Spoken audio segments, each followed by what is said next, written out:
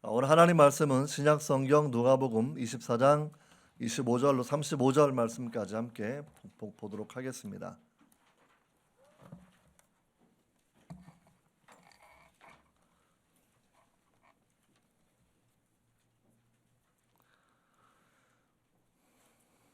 누가복음 24장 25절부터 35절까지 말씀입니다.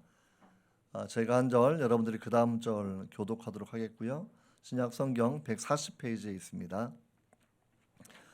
이르시되 미련하고 선지자들이 말한 모든 것을 마음에 더디 믿는 자들이여,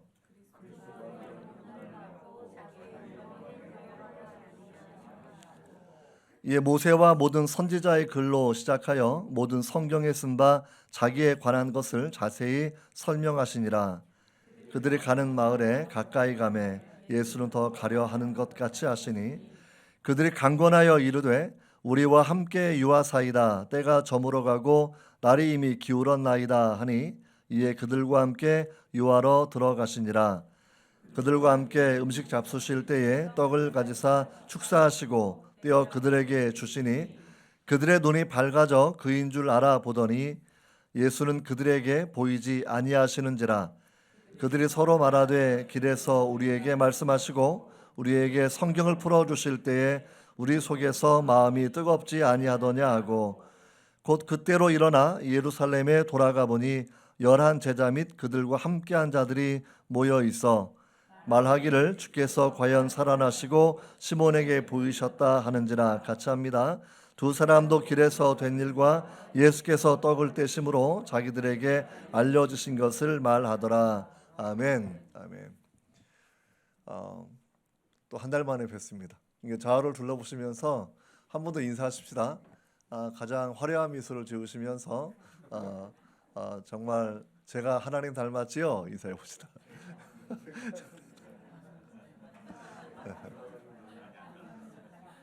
또 한 번 더 해봅시다. 제가 예수님 닮았지요? 한번 시작. 제가 예수님 닮았지요? 네. 네. 닮기를 바랍니다. 우리가 식구인데 영적인 식구이죠. 하나님의 가족 공동체이고요. 우리가 닮아야 될 분은 예수님밖에 없고 우리가 닮아야 될 분은 하나님밖에 없습니다. 주님을 닮아가는 인품, 닮아가는 삶, 그런 가정 되시기를 주의 이름으로 축원합니다. 지난주에 부활절 예배를 잘 들으셨고 저도 이제 영상을 통해서 내용을 봤습니다. 정말 여러분들이 큰 은혜를 분명히 받고 또 사실 텐데, 곰곰이 생각해 보면 내가 정말 부활을 믿고 사는 사람인가 한 번 더 자기 점검은 필요하다라고 생각이 됩니다. 자, 우리가 오늘 바라보면 주님께서 부활하신 날 그 당일의 이야기가 함께 기록되어 있는데요. 주님의 곁에서 3년 넘는 시간 동안에 말씀을 들었던 여인들도 그리고 사도들도 여전히 부활을 믿지 못하는 그러한 배경이 오늘 기록되어 있다라는 거, 이걸 바라보시면서 정말 그들이 여전히 마음 가운데 의심과 불안이 있었던 상황을 생각해 보고, 내가 정말 믿는 사람인가, 내가 정말 목숨을 걸고 주를 따라 살았던 사도들처럼 영생을 확신하고 살아가고 있는가라는 그런 부분을 한 번 더 우리가 생각해 보면 좋을 것 같습니다. 이 땅에 계시 종교가 보통 세 개라고 이야기하는데 우리가 유대교, 이슬람교, 기독교, 이게 3대 계시 종교가 있습니다. 가장 중요한 차이점은 예수 그리스도의 부활이시죠. 그러니까 유대교는 예수가 죽었다로 끝이 나는 거고요. 이슬람교는 아예 예수님이 십자가에 죽은 것 자체를 부인하는 그런 꾸란의 내용들을 가지고 있습니다.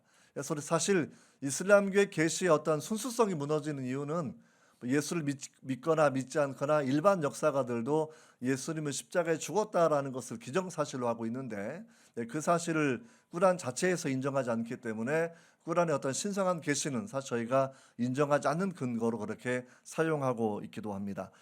기독교는 예수님이 죽으셨다가 살아났다, 그분이 주 예수 그리스도, 그러니까 예수님이 그리스도이고 예수 그리스도가 하나님이다라는 그런 신앙의 고백을 우리는 분명히 가지고 있습니다. 여기에서 굉장한 차이점이 있다라는 거죠. 사실 이 부활이라는 것은 기쁨의 어떤 영광으로 가득 찬 그런 내용인데, 오늘 본문의 내용을 바라보시면 먼저 슬픔 가운데 내려가야 기쁨의 의미를 우리가 알게 되는 겁니다. 골짜기를 내려가 보아야 산이 높은 것을 아는 것처럼 당시의 제자들 얼마나 큰 슬픔과 불안과 두려움이 있었을 것인가라는 것을 먼저 간단하게 다시 한번 생각해 보시면 좋을 것 같아요. 나귀 새끼를 타고 들어가실 때 제자들은 당연히 흥분했습니다. 새로운 나라가 세워질 거다 확신을 가졌고, 그들은 결코 그 나라가 오는 것을 의심하지 않았죠. 주님의 능력이면 로마 정부도 끝낼 수 있고 헤롯 왕권도 끝낼 수 있으니까 높은 자리에 얻는 것이 그들의 관심이었을 겁니다. 백성도 호응이 있어서 호산나 호산나, 이게 구원이라는 그런 말인데, 그렇게 군중들이 주님을 환호하고 모든 예루살렘이 들썩거리면서 주님의 입성을 환영했지만, 며칠 지나지 않아서 군중들은 크로스파힌, 그를 십자가에 못 박으라라는 폭도로 변하게 되었습니다. 군인들은 예수님의 머리에 가시관을 씌우셨고 갈대로 주님을 치면서 그렇게 조롱했습니다. 대제사장의 종들은 주님을 주먹으로 구타하면서 주님을 조롱하는 그런 상황이 여러분 목요일 밤에 금요일 새벽까지 있었던 사건인 것을 우리가 그렇게 알고 있습니다. 정말 여인들은 주님을 따라다니면서 울었지만 대부분의 많은 사람들은 우리가 당시에 패션 오브 크라이스트 이런 영화를 바라보면 주님께 돌을 던지고 조롱하고 비웃는 장면이 너무나 많은 것들을 바라보게 되는 것이죠. 마치 집단 광기가 그 도시 전체를 장악한 것들을 우리가 살펴볼 수 있죠. 12시부터 3시까지는 태양도 빛을 잃고 어두움 가운데 빠져갔다고 성경은 우리에게 기록하고 있습니다. 제자들은 자신의 생명도 지키지 못해서 뿔뿔이 흩어질 때에 정말 니고데모와 아리마대 사람 요셉이 용감하게 자신이 제자인 것을 드러내고 주님의 시체를 내려서 장례 지내는 그러한 장면으로 우리가 고난주간을 살펴볼 수 있지 않겠습니까? 당시에는 로마 시대에는 마치 조선 시대에도 역적들은 효수를 하거나 혹은 망나니가 목을 쳐서 죽이면 그 시체를 여러 날 그냥 배열해 놓거든요. 사람들에게 공포심을 극대화하기 위한 것이고, 로마 시대에도 십자가 처형은 대개 어떤 반란범들이나 정치적인 이유로 처형을 당한 사람들이기 때문에 장례를 지내는 법은 없습니다. 그냥 늘 십자가에 걸어놓고 자연적으로 시체가 말라 비틀어지고 독수리가 먹고 들깨가 먹으면서 시체가 소멸되게 하는 것이죠. 근데 오직 예수님만 시체를 내려서 장례를 지냈던 것은 예수님의 예언 때문입니다. 내가 3일 후에 부활하게 될 거다라는 예언을 분명히 하셨고, 주님 공생애 동안 너무나 많은 기적을 행하셨기 때문에 정말 주님의 시체가 자연 소멸되어서 시체가 없어지고 나면 부활했다라는 루머를 퍼뜨려도 거부할 수 있는 근거가 없기 때문에 대제사장들과 총독 빌라도는 예외적으로 예수님의 시체를 내려서 장례 지내는 것을 허용한 것 살펴보게 우리가 알 수 있게 됩니다. 자, 이런 배경과 오늘의 이제 본문이 진행이 되고 있는데요. 24장 본문이 이제 그런 내용이에요. 24장 1절부터 우리가 12절을 잠깐 눈으로 바라보시면 주님의 무덤을 찾았던 여인들의 그런 이야기가 기록이 되어 있습니다. 여인들은 천사들의 말을 들어보면 살아있는 자를 죽은 자 가운데서 찾는 사람들이라고 기록되어 있습니다. 이 여인들도 주님의 부활을 믿지 않았던 상황이라는 거예요. 죽은 자 가운데서 주님을 살아있는 자를 찾는 그런 오류를 범하는 사람들이었고, 이들이 무덤을 간 이유는 부활을 고대하고 간 것이 아니라 금요일날 니고데모하고 그다음에 요셉이 100근 정도의 이런 그 몰약과 이런 걸로 장례를 지냈는데 향이나 부족한 것이 있을까봐 향신료를 더 가지고 무덤을 찾아갔던 그러한 사람인 것을 우리가 알게 됩니다. 천사의 메시지를 듣고 빈 무덤을 보아라, 그가 살아나셨다라는 증언을 듣고 나서 여인들은 사도들에게 달려갑니다. 11절에 기록되어 있는데 그 소식을 전해드는 사도들이 믿었을까요? 오늘 이제 그런 얘기 하고 싶은 거예요. 쉽게 믿어지지 않습니다. 11절을 바라보시면 사도들은 그들의 말이 허탄한 듯이 들려 믿지 아니한다. NIV 영어 성경에는 넌센스예요. 넌센스. 믿지 않는다라는 겁니다. 보통 깨끗하게 돌아가셨으면 부활도 기대할 수 있을 텐데 십자가의 처형 방식 너무나 잔인한 것을 그들이 알게 되면서 채찍에 찢겨지고 못 박히고 이러면서 창에 찔리고, 이건 부활을 생각할래야 생각할 수 없는 상황이었기 때문에 그들은 여인들의 증언을 통해서도 그들은 믿지 않았다라고 기록하고 있습니다. 12절 베드로가 빈 무덤에 달려가 보았지만 세마포만 바라보고 돌아왔고요. 그는 놀랍게 여기면서도 그냥 자기 집에 돌아가고 맙니다. 그리고 13절을 바라보시면 역시 예루살렘에 25里떨어져 있는 엠마오로 역시 두 제자도 자기 고향으로 낙향하는 것이 오늘 본문의 배경이라는 거예요.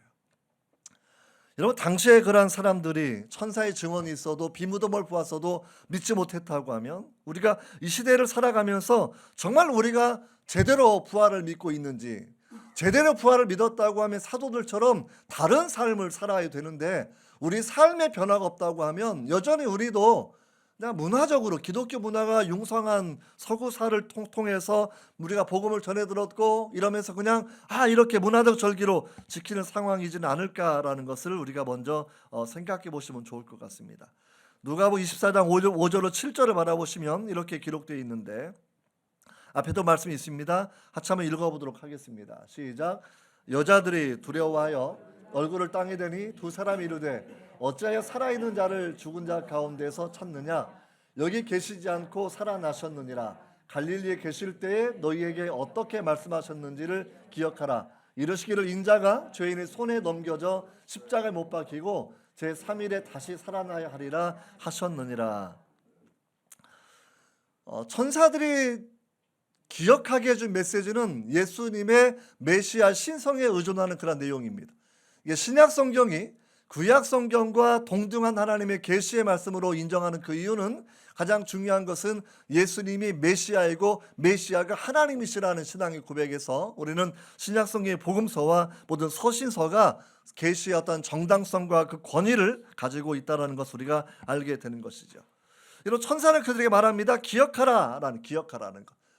메시아이신 주님께서, 그러니까 수많은 기적을 통해서 죽은 자를 살리고 권능을 행하셨던 메시아가 어떻게 말씀하셨는지, 그분께서 친히 십자가에 죽고 3일 만에 살아나는 것을 예언하셨다라는 것을 기억하라라고 말씀하는 거죠. 신앙은요, 기억의 영역이 정말 중요합니다. 신앙은 지성의 영역이 너무나 중요합니다.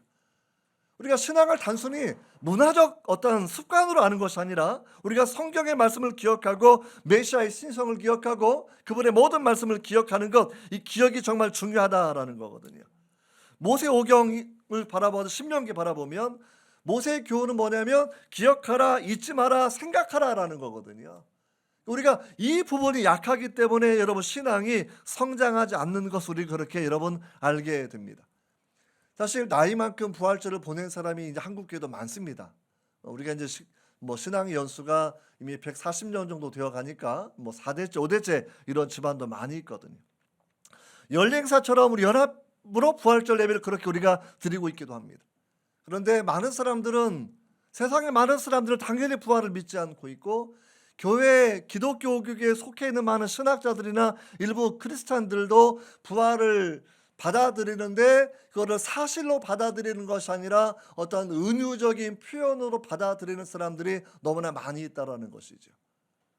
그러니까 부활의 사실성과 관계가 없이 부활의 정신으로 살자 이렇게 생각하는 그런 사람들도 있다는 거예요. 예수의 교훈을 기억하고 살자라고 생각하는 것이죠. 그러니까 이러한 사람들은 예수님, 무덤에 있는 예수, 그냥 죽어버린 예수, 다른 종교의 창시자와 다를 바가 하나도 없는 그 예수를 그들은 그렇게 기억하고 살아가는 거죠. 그러면 그냥 그들이 중요한 것은 예수의 교훈입니다. 도덕적인 교훈입니다. 우리가 분명히 기억해야 되는 것은, 도덕의 교훈에서는 기독교의 본질을 우리는 발견할 수 없습니다. 다른 종교에도 도덕은 있습니다. 다른 세상의 조직에도 도덕은 존재합니다. 우리 이런 도덕이 기독교를 대변하는 것이 아니라 정말 복음의 본질이 기독교를 대변하는 건데, 우리가 이 부분을 생각해 보시면 좋을 것 같아요. 얼마 전 우리가 또 국민일보 통계를 바라보니까 말도 안 되는 게 이런 통계치가 계속 발표가 되고 있습니다. 2012년도 제가 통계를 기억하면 무신론자 비율이 15%였는데 이제는 30%가 넘는 사람들이 그냥 무신론자, 비종교인이 아니라 무신론자 비율이 이미 그 정도로 육박한 사회가 우리 사회가 되었다라는 아주 치명적인 통계를 그렇게 바라보게 됩니다. 유럽은 더하죠. 유럽의 기독교 이제 100년쯤 지나면 별로 없을 거다, 그런 얘기를 학자들이 많이 얘기합니다. 왜 이렇게 기독교가 쇠락해 가는 것일까? 여러 이유를 자기 전공 따라 다 이야기합니다. 복지국가가 발달하니까 이제 기도할 필요가 없고 하나님을 갈망하지 않으니까 점점 그렇게 요람에서 무덤까지 국가가 책임져 주니까 하나님을 갈망하지 않는다. 저는 부분적으로 동의합니다. 제가 대학 때 다닐 때만 해도 방학 때 열심히 일해야 그 다음 학기 공부를 할 수 있었거든요. 근데 요즘에도 국가 장학금이 절반 이상 탁탁 나오니까 등록금 가지고 고민하는 애들은 거의 없더라고요. 절반은 국가 가지고 절반은 집에서 주거나 학교 장학금 받으면 되는 거니까. 예전처럼 그렇게 열심히 살면서 학원 강사 뛰고 과외하고 때로는 육체노동하면서 등록금을 마련해서 학기를 시작하던, 그때는 정말 기도 열심히 하던 친구들이 있습니다. 왜? 자리 하나 얻는 것도 너무나 어려웠기 때문에. 여러분, 또 한 가지 주 5일 근무, 주 4일 근무 확산되면서 주말에 이제 예배하는 날에 노는 분위기니까 교회를 떠난다, 이런 사람도 많이 생기고 있죠. 특별히 기독교인은 출산을 많이 하지 않아서. 그렇죠. 그러니까 유럽에 있는 이슬람들은 그냥 뭐 평균 7명, 8명씩만 아기들을 낳고 부인도 4명씩 되는데, 기독교인들은 그냥 1명, 2명 낳는 것이 유럽이나 미국이나 한국이나 출산율 저하가 가장 큰 이유 중에 하나가 분명히 될 것입니다. 또 한 가지는 출석을 하지 않아요. 교인들 가운데서 영국에도 유럽도 바라보면 교인들 가운데 불과 5% 이하 정도가 주일날 교회를 나오는 사람들이라는 것이죠. 그러면서도 자기가 기독교인이라고 이야기하고 있는 거예요. 여러분, 우리가 유럽을 바라보면 이미 대학교 다닐 때 이제 우리가 요즘 애들은 이 폰만 하고 다니는데, 저희가 대학교 다닐 때만 해도 지성인의 의식을 막 가지고 살지 않습니까? 지금 대학 들어가면 타임즈 사가 옆에 딱 끼고 다니고, 뉴스위크 끼고 다니고, 뭐 영자신문 끼고 다니고, 그러면서 이제 원서도 옛날에는 카피해서 하도 많이 팔아서 싼 게 많으니까 그냥 원서도 사가지고 늘 전철 타면 보는 게 이 지성인의 어떤 품격을 보이는 거 생각하고 살아. 요즘 애들 잘 모르더라고요. 근데 그때 이제 1학년 때 샀던 책이 뭐냐면 The Essence of Christianity라고 포에르바가 썼던 책이 한 권 있어요. 그러니까 책 제목은 너무 좋고, 제가 이제 신학은 잘 몰랐을 때니까 아무튼 열심히 책을 읽는데 믿음이 막 떨어져요. 기독교의 본질, 정말 좋은 책을 사가지고 믿음이 성장할 줄 알았는데, 읽다가 보니까 부활은 영생하고 싶은 사람들이 만든 이야기라고 이야기하는 겁니다. 영생하고 싶은 사람이 만든 이야기. 그러니까 하나님이 사람을 만든 게 아니라 사람이 하나님을 만들었고, 마치 프로이드가 그렇게 얘기한 것을 이미 50년 전에 앞서서 이 포에르바라는 신학자가 이미 그렇게 이야기한 거거든요. 실은 우리 마음이 투영된 존재 지나지 않는다라는 것이죠. 칼 마르크스의 그런 사상이 휩쓸어갑니다. 찰스타인의 진화론이 하나님의 창조를 부정하고 그렇게 생명의 다양성들을 설명하는 이론으로 발전해 나가기 시작을 합니다.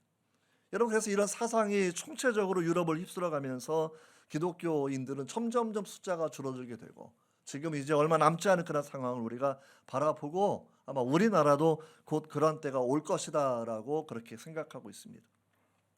여러분, 이 여자들은 어떤 견해를 가지고 있었냐면, 이 여자들은 무덤에 있는 예수, 부활하신 예수님 만나기 이전에는 죽으면 끝이라는 그런 생각을 가지고 살아가는 사람들이라는 것이죠.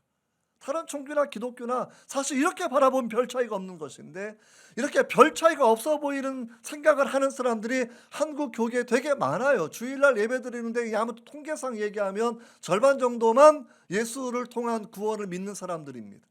나머지는 잘 모르겠거나 뭐 다른 종교도 구원받을 수 있지라고 생각하는 사람들이 한국 교회에 많이 있다고 하면, 뭐 통계상 1000만 기독교인, 800만 기독교인 그 자체가 중요하진 않다라고 생각이 돼요.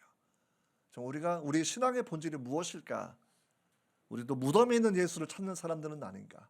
기독교나 다른 종교나 뭐 피차 일반이지, 이렇게 생각하고 살아가고 계시지 않은지를 우리가 생각해 봐야 되겠죠. 오늘 배경 이야기는 엠마오로 가는 두 제자의 그런 이야기입니다. 두 제자가 엠마오, 그러니까 예루살렘에서 지도상으로 바라보면 이쪽으로 가면 여리고고요, 이쪽으로 가면 엠마오인데 한 25리, 한 마일수로 치면 한 7마일, 8마일 뭐 이렇게 떨어진 그런 것으로 생각하면 돼요. 그래서 내려가고 있는데 보면 이렇게 기록되어 있습니다. 15절 바라보시면 그들이 서로 이야기하며 디스커스, 토론하면서 내려가는 거예요. 그러니까 우리가 지난 3년 동안 주님을 따라 살면서 새로운 나라를 기다리고 살아왔는데, 그분이 오병이어 기적도 행하고 수많은 능력을 보여주시면서 이분이 이스라엘의 구원자, 속량자, 이분이 해방자라고 생각하고 살아왔는데, 너무나 마지막 모습은 비참하게 끝이 난 겁니다. 십자가에 매달렸을 때는 아무도 어떤 능력도 주님이 행하지 않고 그렇게 죽으신 걸 바라보면서 우리가 3년간 뭘 했을까, 이런 얘기하는 거예요. 우리가 3년간 그분을 따라다녔을 때에는 마음의 소망이 가득하지 않았을까, 꼭 독립운동하는 사람들처럼 새로운 나라를 바라보고 살아왔다라고 그렇게 생각하고 있었는데, 실패로 끝나게 되면서 이제는 우리가 어떻게 살아야지? 고향으로 낙향하는 선비들처럼 그들은 그런 이야기하고 이야기했을 때 갑자기 낯선 나그네가 끼어들면서 무슨 얘기하고 있니? 라고 물어보니까 갑자기 슬픈 빛을 띠면서 방향이 같으니까 예루살렘에 나오는 사람인데 요즘 있었던 일을 모르십니까? 물어보면서 이야기하는 거죠. 근데 이 16절을 바라보시면 아주 중요한 글이 나와 있는데 그들의 눈이 가리워져서 그인 줄을 알아보지 못하더라라는 거죠. 그들의 눈이 가리워져 있다라는 것이 아주 중요한 표현입니다. 구약 성경 바라보면 하나님을 바로 알아보지 못했던 많은 경우를 우리가 알고 있습니다. 베들에서 돌베개 베고 자던 야곱이 깨어나서 여호와께서 과연 여기 계시거늘 내가 알지 못하였구나라고 생각한 적도 있었고요. 야복강에서 씨름할 때에도 당신의 이름을 알려주십시오라고 간구했던 것은 그분이 정말 누구였는지는 처음엔 알지 못했다라는 이야기를 우리가 알게 되는 거거든요. 여러분, 제자들이 왜 주님을 알아보지 못했을까요? 이게 제가 처음 질문하는 그런 내용입니다. 왜 알아보지 못했을까요? 살아가는 주님이었는데, 3년을 함께한 주님이었는데 왜 주님을 바로 그렇게 알아보지 못했겠습니까? 첫 번째는 그들은 슬픔이 그 마음을 지배해서 정상적인 사유를 하지 못하는 것이라고 생각해 볼 수 있습니다.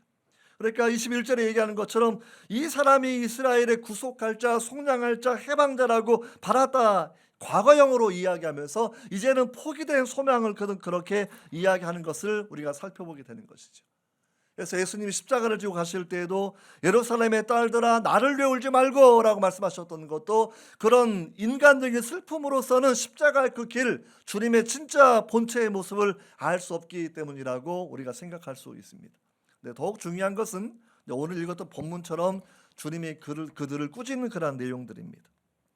25절의 영어로는 How foolish you are, 이 어리석은 놈들아 라는 주님의 책망이 여기 있거든요. 주님께서 굉장히 용어가 평소에 아주 정제되고 아주 온화한 말씀들을 많이 하셨는데 이 표현은 굉장히 정말 무섭도록 질책하시는 내용이 여기에 포함되어 있습니다. 이 미련한 자들아 라고 이야기하면서 선지자들의 말한 모든 것을 마음에 더디 믿는 자들, 이렇게 표현을 분명히 하고 있다는 거거든요. 다시 말하면 눈이 가리워졌다고 얘기하는 것은 성경을 제대로 믿지 않는 사람이라고 우리 분명히 설명해 주고 있습니다. 성경을 믿지 않는 사람들, 모세의 글과 선지자의 글과 시편의 글에서 메시아가 어떻게 설명되어 있는지를 주님께서 말씀해 주셔야만 그들이 나중에 이해를 하게 되었다라고 우리에게 말씀을 그렇게 하고 있습니다. 요한복음 14장 9절을 바라보시면 이렇게 주님 말씀하시는데 내가 이렇게 너희와 오래 함께 있으되 너희가 나를 알지 못한다라고 주님 이렇게 말씀하시는 것도 우리가 분명히 기억해야 돼요. 우리가 성경을 읽어도 주님을 알지 못하는 것, 이런 게 가능하다라는 거겠죠. 이게 무슨 이야기이겠습니까? 여러분, 주님께서 제자들에게 말씀하신 그런 내용들은 결국 27절에 바라보시면 모세와 모든 선지자의 글로 시작하여 모든 성경에 쓴 바 자기에 관한 것을 자세히 설명하셨다라고 얘기해서 구약 성경을 읽어가는 방법을 이야기해 주시는 거예요. 구약 성경의 핵심은 예수 그리스도입니다. 그분이 오신다라는 예언이죠. 구약에 우리가 39권의 책이 있는데 이 책을 풀어가는 방법은 예수 그리스도 그 중심으로 우리가 성경을 이해하는 것이 분명히 필요하다라는 거거든요. 요한복음 5장 39절 바라보시면 너희가 성경에서 영생을 얻는 줄 생각하고 성경을 상고하거니와 이 성경이 곧 내게 대하여 증거하는 것이다. 이때는 신약 성경이 쓰여진 때가 아닙니다. 구약 성경도 영생을 이야기하고 있는데 여러분, 구약 성경도 결국은 예수 그리스도에 대해서 증거하는 것이다 라고 이렇게 우리에게 말씀하고 있는 거거든요. 여러분, 우리가 이 말씀 바라보시면 몇 가지 함께 또 생각해 보기를 원합니다. 그러니까 예수님, 구약 성경을 우리가 예수님 중심으로 읽어가지 않는다고 하면 우리가 눈이 꼭 수건으로 가리워진 것처럼 정확하게 하나님을 알 수 없고 예수를 알 수 없는 불신앙의 상황으로 빠질 수밖에 없는 것, 우리가 이렇게 내용을 정리해 볼 수 있을 것 같아요. 이런 성경에 보면 많은 예언들이 기록되어 있습니다. 바톤 페인에 의하면 성경에 1817개 예언이 있다라고 우리에게 말씀을 해주고 있거든요. 1817개 예언. 그 중에 메시아의 초림에 관련된 예언이 136개의 종류가 있고요. 이것을 피터 스톤이라는 학자가 한 번 더 통계로 이걸 정리해 본 내용이 있는데 예수님의 예언 그 136개 중에 다시 대표적인 예언을 8개를 추려가지고 베들레헴에 태어나시고 은 30에 팔리고 세례 요한이 나와야 되고 그다음에 유다가 배반하고 뭐 십자가에 죽으시고 그다음에 옷이 제비 뽑혀지고 부자의 무덤에 장례가 지내는 것, 이 8가지를 계산해 보니까 확률이 10에 17승분의 1이라고 계산하는 거죠. 그러니까 이제 쉽게 말하면 뭐 유다 지파 뭐 그 12아들 중에 뭐 한 명이어야 되는 거고, 또 그 당시 사람들이 거주한 유다 지파의 마을에 수가 한 100개쯤 되니까 그 중에 또 한 마을이어야 되는 게 통계를 계속 확장해 나가는 거거든요. 10에 17분의 1은 어느 정도 확률이냐면 미국 사람들 같은 경우에는 텍사스 가장 큰 주인데 그 넓은 주에 5피트로 동전을 쌓고 단 한 번 집어내서 동전을 꺼낼 확률이 10에 17분의 1입니다. 이게 불가능한 그런 내용이죠. 이게 메시아에게 이 예언이 이루어졌기 때문에 우리가 예수님의 메시아라고 그렇게 믿고 있는 부분이거든요. 여러분, 사도 바울이 이 부분을 설명하고 있는데, 이 세상의 신이 우리의 눈을 가리우기 때문에 그리스도의 영광의 복음을 알지 못한다라는 거죠. 고린도서 4장 4절을 바라보면 이렇게 기록되어 있어요. 4장 4절에 같이 읽어 시작. 그 중에 이 세상의 신이 믿지 아니하는 자들의 마음을 혼미하게 하여 그리스도의 영광의 복음의 광채가 비치지 못하게 함이니 그리스도는 하나님의 형상이다라는 거죠. 세상의 신이 복음을 가리워서 그리스도의 영광의 복음을 알아하지 못하게 하는 것, 그러면 우리가 다시 구약을 읽어 나갈 때 고린도서 3장 16절을 바라보시면 이렇게 되어 있습니다. 3장 16절에 언제든지 주께로 돌아가면 그 수건이 벗겨지는 것. 그러니까 모세의 글을 읽고 구약을 읽을 때에 예수 중심으로 읽지 아니하면 이 부분을 이해할 수 없다라고 우리에게 설명해 주고 있는 것이거든요. 여러분, 우리가 구약성을 바라볼 때 여러분 신약으로 구약을 해석하는 것이고 예수 중심으로 우리가 구약을 해석하는 것이라는 거 우리가 분명히 여러분 이렇게 여러분 이해를 분명히 하셔야 됩니다. 여러분, 성경의 예언은 하나님께서 역사를 주관하시는 가장 중요한 표징입니다. 바로 우리가 구약에 그 많은 예언들이 있는데 예수님께서 언제 태어나시고 언제 죽으시는 것 대략적인 예언이 다니엘서 9장에도 예언되어 있거든요. 성전이 회복되어지고 광장도 세워지고 거리도 확장이 되고 메시아가 와서 죽으시고 그 이후에 다시 그 성읍과 성전이 무너지는 것이 예언되어 있는 부분이 그렇게 여러분 있습니다. 많은 사람들은 성경 예언을 이야기하면 사후에 사건이 일어난 이후에 성경이 기록되어서 일종의 조작된 것이다 라고 가령 뭐 우리 학교 예를 들면 뭐 95년도에 한동대가 세워졌는데, 그러니까 만약에 80년도에 한동대가 세워질 거다 하면 이건 예언이 되겠죠. 하지만 96년도에 기록하면 예언이 아니라 그냥 발생된 사실을 기록하는 것이겠죠. 이거를 꾸며서 쓴 것이 예언이다라고 얘기하는 건데, 여러분 다니엘서 예언만 생각해도 구약은 이미 다니엘서가 주전 여러분 5세기경에 활동했었고요. 히브리어 구약 성경이 헬라어 70인역본으로 번역된 것 주전 1세기, 2세기에 이미 번역이 다 되었기 때문에 우리 다니엘서의 내용이 결코 조작되었다고 말할 수 있는 근거가 하나도 없습니다. 완벽하게 과거에 예언된 것이고 그 예언이 기록되고 번역된 부분이 분명히 있으니까 우리가 이걸 분명히 기억하면서 하나님께서 얼마나 정확하게 예언하셨고 성취하시는지 우리가 그 내용을 여러분 생각해 볼 수 있습니다. 여러분, 하나님의 예언을 바로 하나님의 역사를 경영하시는 우리가 바라보게 되는 것이고, 그래서 성경을 풀어주셨을 때 비로소 제자들의 눈이 띄어져서 주님을 알아보게 되는 거거든요. 이게 성경을 읽어도 예수 중심으로 읽어야 되는 것이고요. 예수 중심, 하나님 중심이 아니라고 하면 여러분 성경도 오해하게 되는 것이거든요. 저는 요즘에 종종 육신 진화론 자들하고 비판하고 토론하고 이렇게 날선 대립들을 계속해 나가고 있습니다. 제가 생각했을 때 기독교회를 가장 무너뜨리는 것은 저는 유신 진화론이 생각을 해요. 우리가 과학의 이해를 반영하고 과학의 발전된 이론들을 우리가 따라가는 거 분명히 필요한데 그 사람들의 이야기는 그 방식만이 성경을 해석하고 다른 부분들은 전부 다 부정하는 아주 교만한 마음이 거기에 포함되어 있기 때문입니다. 가령 진화라는 방식으로 하나님이 창조하셨다 얘기하면 성경의 계시가 무너지고 하나님의 선한 성품이 무너지고 아담의 창조가 무너지는 그런 내용들이어서 사실은 성경적 견해를 너무나 무너뜨리는 그런 내용들인데, 뭐 과학과 신학의 대화 이래가지고 그런 사람들이 계속 이래서 이제 심지어는 뭐 젊은 지구 이론이나 오랜 지구 이론 전부 다 비판해 나가면서 진화론 자체가 창조론을 설명하는 거다라는 이야기를 그렇게 해 나가고 있습니다. 과학의 여러 이론들을 제가 전부 다 비판하려고 하는 게 아니라 그 철학적 전제인데 하나님께서 우리가 성경 바라보면 쉽게 말하면 하나님께서 전능자이시니까 사실 전능자가 모든 걸 하기 나름이거든요.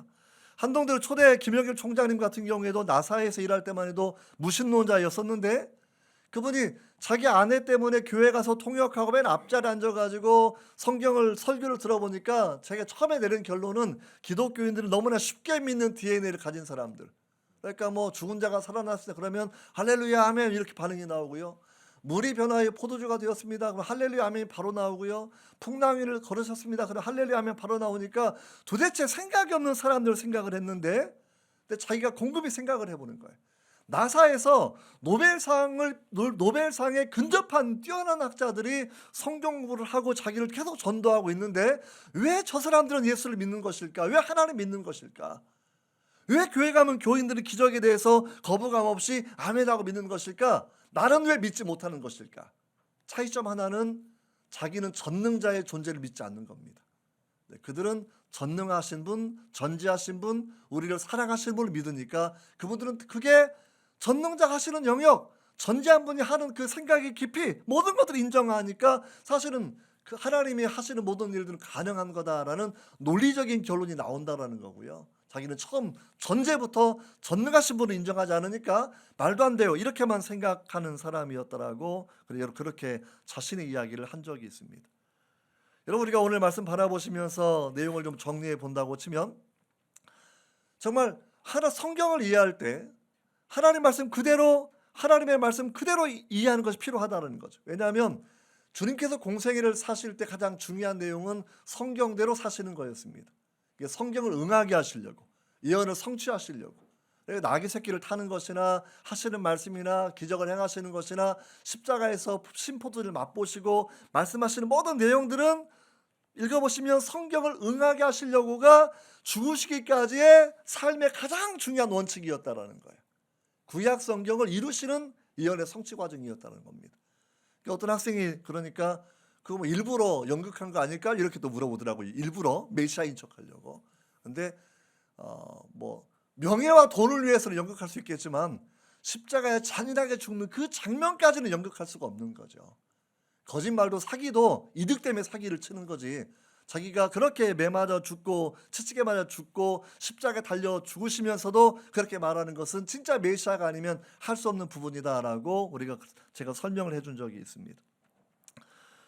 또한 부활하신 그 이후에 오늘 본문 바라보시면 27절에 설명 쭉 해주시는 것이 부활하신 이후에도 구약 성경을 다시 설명해 주시는 거고 44절을 읽어보아도 모세 율법과 선지자의 글과 시편에 나를 가리켜 기록된 모든 것이 이루어져야 하리라 한 말이 이것이다 말씀을 하시면서 부활하신 이후에 주님께서 제자를 교육하실 때에도 사용하실 방법은 성경대로의 방식입니다.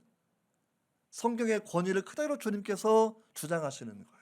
성경은 하나님의 영감으로 기록된 내용입니다. 구약 성경은 예수 중심입니다. 그래서 주님께서 부활하시기 전과 후에 동일하게 같은 원리를 주님이 가지고 살아오셨다. 그리고 그것이 제자를 교육하는 핵심적인 기준이었다라는 거거든요. 이게 우리 가운데 분명히 필요하다라는 거예요. 성경의 권위를 믿는 것. 유신 진화론자들은 권위 인정하지 않습니다. 그러니까 창조도 뭐 은유로 해석을 해나가고 이러면서 수많은 원숭이들이 존재하고 그런 원숭이를 통해서 사람이 형성되고 이런 진화론을 가지고 그대로 설명하는 그런 사람들인데 그들은 아담의 특별한 창조 인정하지 않고 아담이 타락해서 죄가 들어오고 죽음이 들어온 그러한 부분도 인정하지 않고 그리고 주님의 재림도 그들은 인정하지 않고 그냥 예수 정신 이 부분만 그들이 강조하는 것 우리가 바라보게 됩니다. 우리가 오늘 말씀 바라보면서 제가 두 번째 하고 싶은 이야기는 뭐냐면 이렇게 눈이 열려지게 되니까 이들의 고백이 뭐냐면 이렇게 되어 있죠. 이들의 고백이 32절인데요. 32절에 31절 32절 한번 같이 본문을 읽어보도록 하겠습니다. 시작. 그들의 눈이 밝아져 그인 줄 알아보더니 예수는 그들에게 보이지 아니하시는지라. 그들이 서로 말하되 길에서 우리에게 말씀하시고 우리에게 성경을 풀어주실 때 우리 속에서 마음이 뜨겁지 아니하더냐. 이 부분이 참 마음에 많이 와닿더라고요. 마음이 뜨겁지 아니하더냐라는 거. 믿음의 한 축은 지성입니다. 믿음의 또 다른 축은 우리 마음의 정서 감정이라는 거예요. 냉랭해진 가슴이 다시 뜨거운 사랑으로 바뀌어지는 것. 예수님도 성전을 사모하는 뜨거운 열정, 그 열심을 가지고 있었습니다. 다윗도 하나님을 사모하되 목마른 사슴이 물을 갈망하는 것처럼 자기가 하나님을 갈망한다고 그 감정의 뜨거운 열정을 고백하고 있고, 주의 궁전에 거하는 한날이 다른 곳에 첫날보다 낫다고 이야기하면서 그 사랑의 뜨거운 고백을 하고 있다라는 거거든요. 그러니까 조나단 에드워즈가 썼던 신앙과 정서, 신앙 감정론 책에 바라보면 아주 중요한 특징이 믿음은 거룩한 감정으로만 표현된다라는 거예요. 부부의 사랑이 감정이 없으면 얼마나 무미건조하겠어요. 그러시겠죠. 사랑은 감정이 있어야 되는 거거든요. 사랑은 감정이. 할렐루야. 벌써 제 아내 얼굴에 감정이 막 드러나고 있어요. 그렇죠. 우리 권사님 원래 감정이 드러나고 있고. 그러니까 사랑에는 감정이 있는 거죠. 자녀 키울 때 보면 얼굴에 감정이 있는 거거든요. 감정이. 시편을 바라보면 다윗의 감정이 얼마나 아름답게 성장해 가는지, 하나님 중심에서 희노애락이 느끼는 감정이라는 거예요. 하나님 중심에서 희노애락, 내 중심의 희노애락이 아니라 하나님이 기뻐하면 나도 기뻐하고, 하나님이 싫어하면 나도 싫어하고, 하나님이 슬퍼하는 것은 나도 슬퍼하는 것이고, 하나님이 분노하는 것은 나도 분노하는 것이고, 내 육체가 주는 감정이 아니라 하나님의 성령이 주시는 그 감정의, 성도의 감정의 수준으로 발전하는 것이 필요하다라는 겁니다. 여러분, 베드로가 말하기를 너희가 예수를 보지 못하였으나 사랑하는구나 라고 얘기했을 때, 이 사랑도 이 거룩한 감정의 우리가 표현인 것을 우리가 여러분 살펴보게 되는 겁니다. 이게 신앙생활 하면서 예수님 생각하면 내 마음에 뭉클한 게 있어야 돼요. 뭉클한 게. 연애할 때 한번 생각해 보세요. 철수 씨 하면 마음에 그림이 있지 않았어요? 아니, 철수라는 이 가상적인 사람이 이야기하는 거, 영이 가상적인 사람. 그러니까 보고 싶고 또 보고 싶으니까 결혼하는 거죠. 만나고 또 만나고 싶으니까 결혼하는 거겠죠. 그럼 우리가 예수님을 향해서도 사실 이 뜨거운 마음이 회복돼야 된다라는 부분 우리가 기억하면 좋을 것 같습니다. 주님께서는 그것까지 해주시는 거예요. 마음의 눈을 열어주시고 주님을 알아보게 하시고 그들의 마음이 성령으로 뜨거워지게 해주셔서, 우리가 하나님의 은혜 가운데 예수님을 아는 것이지만, 제가 이제 마틴 루이드 존스 목사님 책을 한 주간 계속 좀 읽어보았는데, 성령의 깊은 은혜가 따로 있는 거예요. 성령의 깊은, 문화적 크리스찬이 있고 성령의 깊은 은혜, 예수님을 알고 성령의 능력을 받고 성령의 기름 부음을 받고 성령의 더 깊은 은혜로 돌아가는 세계가 따로 있다라는 것을 그렇게 열심히 책 한 권 전체에서 이야기를 바라보면서, 그래, 정말 그래, 정말 우리가 이 세계가 정말 있다라는 분명히 여러분 알고 있어야 됩니다. 성령이 내 마음에 들어오시고 내 인격을 지배하시고 성령께서 오셔서 능력을 주시고 은혜를 주시고 성령이 내 마음을 뜨겁게 하시고 주를 향한 사랑이 간절하게 하시고, 이 간절함이 여러분 기도도 정말 중요한 것, 간절함이. 기도할 때 몸이 건조하게 그냥 뭐 쇼핑리스트 읽는 이게 아니고요. 정말 간절한 기도. 성령을 구하는 것도 간절한 기도. 그러니까 떡을 구하는 것처럼 생선을 구하는 거, 이게 잘 사람들이 요새 배부르니까 이해를 못하는데, 배고픈 사람은 알아요. 떡 하나 구하는 게 얼마나 간절한 것인지. 저는 뭐 떡 구하는 것보다 제가 이제 버지니아 공부할 때 프리스톤에서 이제 공부하게 돼가지고 첫날 학교 올라갈 때 학생 의료보험비를 제가 구한 적이 있어요. 이게 장학금을 다 받아서 학비는 안 드는데 학생 의료보험비가 1,300불이었는데 그게 없이 이제 학교 출발하는 거예요. 로컬로 가니까 5시간 반 정도 걸렸는데, 그게 있어야 이제 등록을 완성시키는 거니까 출발 시동 켤 때부터 주야 1,300불 막 부르짖고 이제 올라가기 시작을 하는 겁니다. 5시간 반 동안 올라가. 남들이 보면 뭐 음악 틀어놓고 막 미친 애처럼 하는 거죠. 운전하면서 막 주여 하고 막 올라가는데, 왜? 그게 정말 간절하니까. 운전하고 학교에 딱 도착하니까 이메일 하나가 왔어요.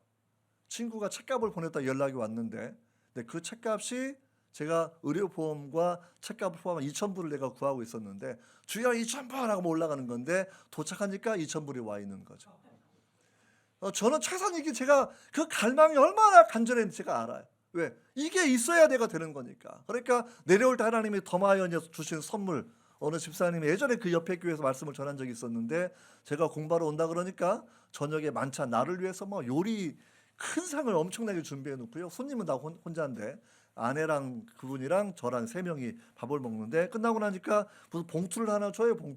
봉투가 튀어나와가지고 돈도 아니고 뭔지 봤더니 이지패스, 우리나라 이제 고속도로 통행하는 거 쓰는 것처럼. 그래서 목사님 공부할 때 매주 왔다 갔다 하실 텐데 통행료는 다 내가 냅니다. 보통 한 번 가면 100불씩 드는데, 그래서 그 돈 아끼려고 로컬로 막 돌아간 거거든요. 근데 마음껏 왔다 갔다 하시고 아무튼 공부 끝날 때까지는 나한테 자동으로 인출되니까 염려하지 마라. 그래서 이제 제가 그게 생각이 정말 나거든요. 구한 것도 주시고 더하여 더 주시고. 성령을 구할 때 그렇게 구하라는 거예요. 성령을 구할 때 너희 천국에서 구하는 자에게 성령을 주시지 않겠느냐. 앞에 조건이 구하라, 찾으라, 두드려라. 그 다음에 자식이 네가 악한 아버지라도 생선과 계란과 떡을 제대로 주는데 구하는 자에게 성령은, 이게 구하는 과정이 우리한테 없다라는 거예요. 구하는 과정이. 내가 2,000불을 구하던 것처럼, 내가 1만 불을 구하던 것처럼, 내가 스카라십을 구하던 것처럼 우리가 하나님을 향하여 주여 내게 그 성령을 달라고. 저는 로이스 존스 목사님 제가 이번 주 내내 책 전체를 묵상하면서 제가 마음에 도전받은 건 그 부분입니다. 성도들은 잘못된 신앙이 뭐가 있냐면, 내가 예수 믿을 때 성령 세례 받았다 생각한 이후에 더 이상 성령을 잘 구하지 않는데, 성령은 우리가 간절하게 구하는 거다. 간절하게. 그분이 오셔야 우리가 살 수 있고, 그분이 오셔야 내가 성화의 길을 걸어갈 수 있고, 그분이 오셔야 내가 승리할 수 있고, 그분이 오셔야 우리가 교회에서도 교회가 이루어지고. 오늘 본문 바라보시면 제자 공동체를 다 불러 모으신 주님께서 하시는 일은 죄 사함의 복음, 더러움과 죄를 씻는 복음, 이것을 만민에게 전파하라고 주님께 새로운 소명을 부여해 주시는 거거든요. 여러분, 주님께서 엠마오로 가던 두 제자 잡아오시고요, 베드로 다시 잡아오시고요, 이게 불러 모으신 이유가 있어요. 사도는 교회의 터입니다. 사도들은 부활의 복음으로 완벽하게 동의해야 돼요. 부활의 복음이 핵심입니다. 십자가의 죽음과 부활이 기독교 핵심인데, 이거 하나만큼은 주님께서 완벽하게 설명해 주시는 겁니다. 그러니까 천사를 통해서 빈 무덤 이야기하고 구약을 다 풀어주시면서 예언의 성취를 주님이 설명해 주셔서 지성으로 확신시켜 주시고, 또 도마에게 만져봐, 또 제자들에게 떡 가져와봐, 함께 식사하시고 이러면서 실제적인 물리적인 부활인 것을 주님께서 증명해 주시고 만져보게 하시고, 그 다음에 더하신 것이 성령 받으라는 거예요. 하나님의 영이 임하셔야 내 감정의 변화가, 성령은 사랑의 영이잖아요. 사랑의 영. 성령의 열매는 사랑이고, 성령의 은사도 사랑이 있어야 은사가 이루어지는 것이지, 사랑이 없으면 은사가 이루어질 수가 없습니다. 뭐 신유건, 예언이건, 믿음이건, 능력 행함이건, 이게 사랑이 있어야 이 일을 하는 거지, 사랑이 없으면 누가 일을 하겠습니까? 부활하신 예수님은 제자들 만나서 그렇게 말씀해 주시는 겁니다. 그 차가워진 마음이 뜨거워져야 된다는 거. 우리가 부활절 맞이하면서 사실은 이 부분에 대한 이야기를 제가 함께 나누고 싶어서 오늘 말씀을 전하는 겁니다. 부활은 예수님이 하나님의 아들로 선포되는 겁니다. 이게 즉위식처럼 얘기하는 건데, 로마서 1장 4절에 성결의 영어로는 죽은 자 가운데서 부활하여 능력으로 하나님의 아들로 선포가 되었다라고 말씀하고 있는 거죠. 하나님의 아들로 선포가 되었다라는 거. 죽음을 이기셨다라는 거. 사망을 사망시켜 버리셨어요. 한번 따라해 보실래요? 사망을 사망시켰습니다. 어제도 한 분 잠깐 만났더니 120세 사는 걸 얘기하시더라고. 120세. 옛날 병원 갔더니 관절 100세를 이야기. 요즘은 점점 기도가 깊어지는 120세 얘기하던데. 아무튼 좋아요. 오래 살면 좋겠죠. 건강하게. 근데 오래 사는 게 좋은 게 아니라 영생하는 게 진짜 좋은 거예요. 영생하는 게. 할렐루야. 이 땅에 100년으로 만족하지 마십시오. 영생을 누리고 사셔야 합니다. 예수님 때문에 가능합니다. 여러분, 두 번째는 뭐냐면, 예수는 우리의 범죄함을 위하여 내어줌이 되고, 또한 우리를 의롭다 하심을 위하여 살아나셨다. 무슨 얘기냐면, 십자가에서 왜 죽으셨느냐? 죄가 그렇게 무섭기 때문에 주님이 죽으신 거고요. 죄가 심각함 때문에. 또 한 가지는 우리 죄값을 주님이 감당해 주신 거죠. 내가 빚을 갚을 길이 없는데 내 빚을 주님이 갚아주시는 것처럼 속량하셨다라고 우리에게 그렇게 설명해 주고 있습니다. 주님의 부활은 우리의 부활을 약속해 주는 겁니다. 하나님의 성령으로 주님이 부활하신 것처럼 성령의 내주하심은 우리도 부활이 있다라는 거거든요. 성령이 안 계신 사람은 부활 없습니다. 성령의 충만함 우리가 분명히 있어야 한다는 걸 우리가 기억하시면 좋을 것 같아요. 이제 말씀을 정리하려고 합니다. 이렇게 찾아오신 이유는 우리 읽은 본문은 아니지만 오늘 24장 46절, 47절, 48절 같이 한번 읽어보도록 하겠습니다. 성경을 펴시고요. 46절부터 시작. 또 이르시되 이같이 그리스도가 고난을 받고 제3일에 죽은 자 가운데서 살아날 것과 또 그의 이름으로 죄 사함을 받게 하는 회개가 예루살렘에서 시작하여 모든 족속에게 전파될 것이 기록되었으니 너희는 이 모든 일의 증인이라. 죄 사함을 받게 하는 회개, 스가랴 13장 1절에 기록된 예언이고 에스겔에 예언된 기록인데 주님은 부활하셔서도 여전히 구약의 예언은 앞으로도 성취될 것이다 라고 말씀하고 있는 겁니다. 우리 신앙생활의 표준은 성경대로입니다. 성경의 권위를 믿고, 왜? 주님이 인정하시고 보증해 주셨기 때문에.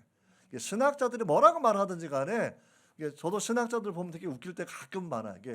좋으신 신학자들이 있어요. 우리 박호영 목사님처럼 선교지도 다녀오시고 복음 신앙 가지시고 이런 분이 있고, 자유신학자들은 제가 지난번 말씀드렸지만 프리스톤 나온 분도 자기는 휴가 안 믿습니다. 뭐 승천 안 믿습니다. 어떻게 중력의 법칙을 어기고 갈 수 있습니까? 이런 쓸데없는 신학자들 되게 많이 있다라는 거예요. 여러분, 우리가 오늘 말씀 바라보시면서 성경들의 신앙이 부활 이전의 주님의 가장 핵심이었고 부활하신 이후에도 핵심이었다고 치면 우리가 이 신앙 가지고 살아가는 것, 부활절을 경험할 때마다 그런 신앙의 우리가 확증을 분명히 가졌으면 좋겠습니다. 우리 한번 기도하고 우리 마치겠습니다.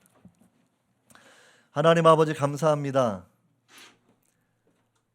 여인들도 부활을 처음에 믿지 않았던 것처럼, 엠마오로 내려가던 제자들도 처음에 부활을 믿지 않았던 것처럼, 사도들도 부활을 넌센스로 여겼던 것처럼, 우리가 부활을 믿는다고 말하면서도 내 삶이 변화되지 않았다고 하면, 내 가치관이 변화되지 않았다고 하면 사실 우리도 여전히 의심 가운데 있는 사람일 수밖에 없습니다.